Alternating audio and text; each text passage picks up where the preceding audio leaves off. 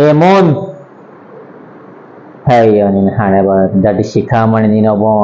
ಅಯ್ಯ ಹೇ ಅವನೆಲ್ಲ ದಡ್ಡ, ಅವನೆಷ್ಟು ಜಾಣ ಗೊತ್ತಿದ್ದ ಅವನು. ಹೌದೌದು, ಭಾರಿ ಜಾಣ, ನಾ ಕಂಡಿದ್ದಿಲ್ಯಾ.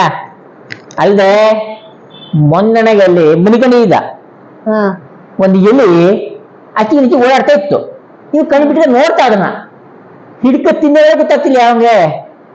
ಹಯ್ಯ ಅದು ಹಾ ಅವನು ಇಲ್ಲಿನ ಹಿಡ್ಕಂಡಿ ಇಲ್ಲಿ ಎಳ್ಕ ಬಂದ್ಕ ತಿಂದ್ರೆ ಹಾ ನೆಲ ಎಲ್ಲ ಗಲೀಜಾಗ್ತಿಲ್ಯಾ.